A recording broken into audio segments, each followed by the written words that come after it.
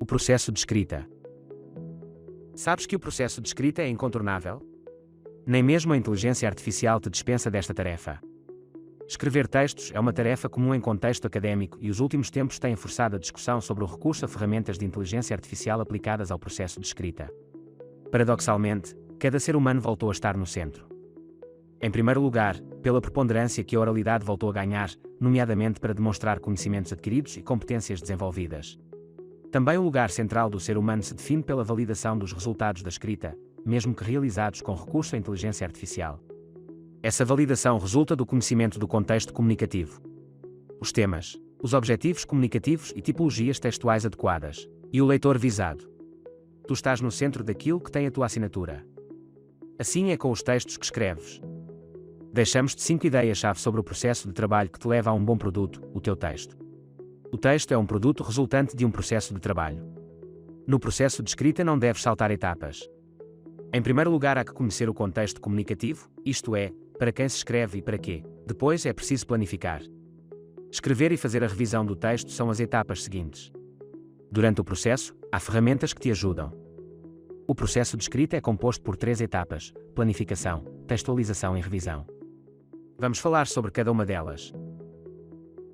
A primeira fase do processo de escrita serve para recolher informação, selecioná-la e organizá-la, de modo a obter um plano do texto que orienta a segunda fase, a da textualização do texto propriamente dito.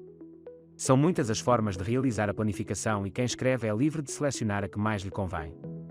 Nesta etapa, os organizadores gráficos podem ajudar-te neste trabalho. Eles servem para recolher, selecionar e hierarquizar a informação. E organizar a informação em função do contexto, destinatários e objetivo comunicativo e da tipologia textual mais adequada. Vamos conhecer algumas opções de organizadores gráficos. O mapa mental é uma organização inicial e ainda precária para registar qualquer ideia ou pensamento que tenhas sobre um assunto. É o pontapé de saída para o que virá a ser o teu texto. Outro organizador gráfico é o gráfico de questionário. Ele permite sistematizar a informação recolhida em diferentes fontes e enumerar os diferentes tópicos do assunto que estás a desenvolver. Um gráfico argumentativo ajuda a planificar um texto argumentativo com uma estrutura clássica. Lembra-te que existem muitos outros organizadores gráficos que te podem ajudar. Para planificares um texto concreto terás de estar convicto de que sabes para quem escreves, para seres capaz de antecipar as expectativas dos teus futuros leitores, além de também não teres dúvidas sobre os teus objetivos comunicativos. Assim és capaz de escolher o tipo de texto mais adequado aos teus intentos. As suas características específicas vão guiar-te na estrutura do tipo de texto que planificas. Planificar é um processo moroso e crucial para a qualidade do texto a produzir. Não planifiques apressadamente e verifica sempre a tua planificação antes de passares à etapa da textualização. A partir da planificação do texto conclui-se o processo de escrita.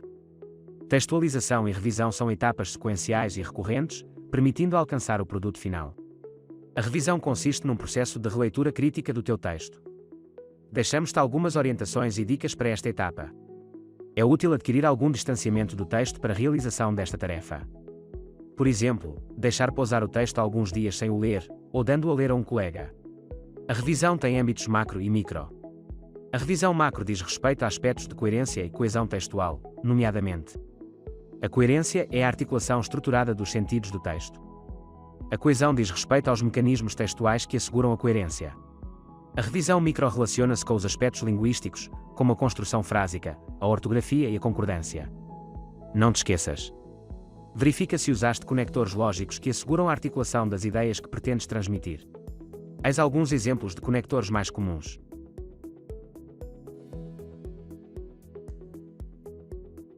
Confere a correção gramatical e ortográfica do teu texto, tendo presente que os corretores automáticos dos processadores de texto não substituem a tua própria verificação manual, já que há vários tipos de incorreções que o corretor não identifica.